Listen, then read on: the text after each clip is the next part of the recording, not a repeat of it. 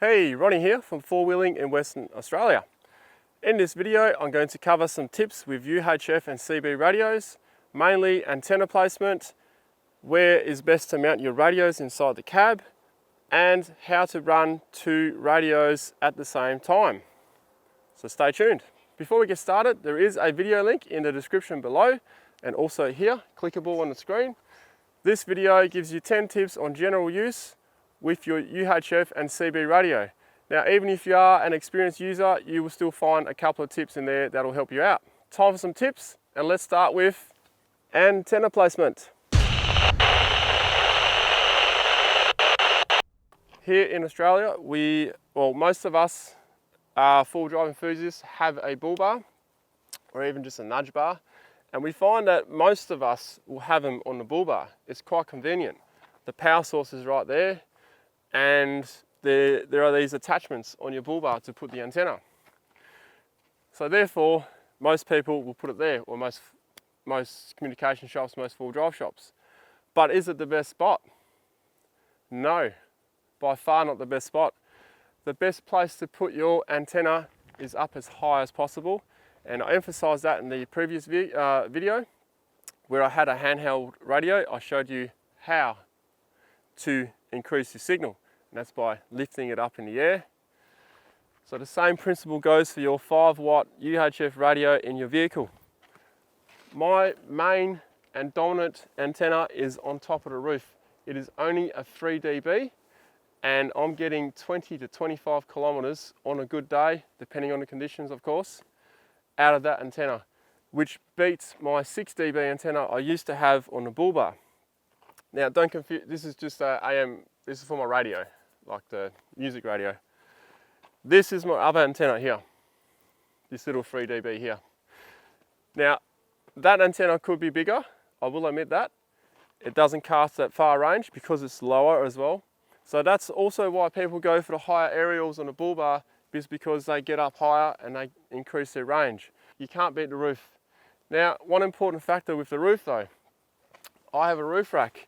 You'll note that my aerial or antenna is on top of the roof rack, because if you put it below the roof rack can interfere with your signal. Right, let's get a bit more complicated. You have two UHF radios. If you have both of them on the bull bar and you're running both your radios on at the same time, on different channels of course, otherwise there's no point, you will more than likely get interference. So there's two ways of doing this. One is keep one low, keep one high, because they send a signal out of the top of the antenna. That way you're less likely to interfere with each other. Keep them apart as well. So if you're going to have one on the roof, put the other one on the bull bar, or your other one on the back of your vehicle. That is the best place, because you keep them as far apart as possible, and the height is different, so they're not going to interfere with each other as much. You still will get interference, but you will limit it drastically by putting them apart at different heights. So keep that one in mind if you're going to put two radios in.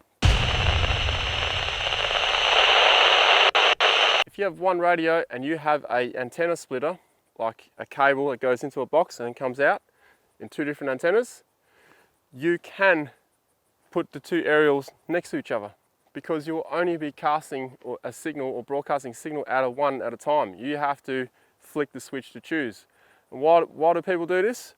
Well, because they might have a 3 dB for hill areas, and then they might have a 9 dB for the highway. We'll get into different dBs with antennas as well. Now, with the UHF radio and your gain, on most vehicles, full drive vehicles, you will start from probably 3 dB and you'll go up to about 12 dB. On your screen right now, you will see the difference in the 3 dB and higher gain antennas, so 6s and 9s, etc, etc. Now, the higher you go in gain, the narrower your broadcast radio signal or beam will be. Now, this is not to scale, but it will give you a pretty good idea of what actually happens. So you will see with a 3 dB antenna, you'll get far better coverage and range when you're in a hilly area. as opposed to a 6 or a 9.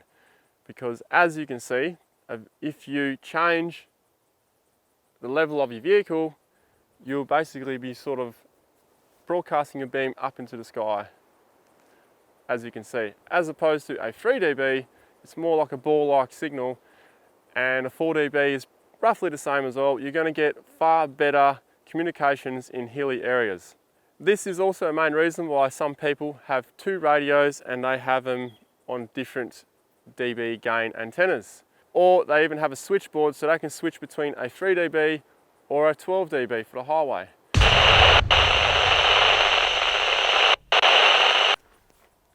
We'll now get on to the best place to put your CB radio speaker or the whole unit in your vehicle. Now there's 2 ways you can do this. Most units have a speaker on them and other units will come with a speaker. And most units have the option of applying a speaker to it or connecting another speaker to it, which means you can put your unit anywhere and then mount the speaker anywhere. And the best place to mount your speaker is right in front of you but up high. I find that a lot of people on our tag-along trips or a couple other mates that have CB radios, when they have them down by their feet, they find it hard to hear. It sounds a bit muffled. So up high is the best place to do it. Now, when it comes to 2 radios, if you have 2 radios, this can be a problem, because if you have both up front, you're going to get confused as to which one is coming out of. So this is where putting one behind you and one in front of you is the best option. If you put one high and one low, you're still not really going to tell. Like Brian in the Jeep, he has one up high and one low. Sometimes he can't tell which one is coming out of and can, be quite confusing at times. So I strongly suggest, if you do go 2 radios, stick one up high, stick one behind you low. Then you can tell where it's coming from. Another good tip, if you do get 2 radios, go your main one, like maybe like a more expensive, like a good brand one, and then your second one can just be a cheapy one. It's just a backup, it's just for your second radio purposes. That way they also sound different. When people talk through them, they don't sound the same, because all speaker qualities and brands are different. They sound different. Now, if you don't have 2 vehicle mounted 5-watt radios, you can always get a handheld radio. So now you've got 2 radios already, okay? And the beauty about this is your antenna's here, or your aerial's here. On your vehicle aerial somewhere else, and you are encased in the vehicle. So you're not going to cast your signal as far as the other, the antennas on the outside of your vehicle, but you're still going to get pretty decent range in a convoy. So there's another way to run 2 radios with your handheld. Now, if you are scanning with one radio and you have your other radio on your main channel, you will run into a problem eventually. You're going to realize that when your mates in your convoy are talking amongst each other or to you, you're going to hear them on both radios, because that second radio is just going to scan onto that same channel. Also, if you do that, you're probably going to have this problem as well when you go to talk back to them. You're going to get horrible feedback in the vehicle. Rightio, well, I hope you got a few good tips from this video, and the main one I just want to emphasize again is get the height on your CB antenna. That is the key to the best signal. Okay, so if you're at the full drive shop or radio shop, just ask them to put it on the roof. They're not going to like it because it's more work, but that is the best place to put it. So you can subscribe right here, and there is a video down here with other radio tips. Thanks for watching. Take care out in the tracks and trails. Over and out.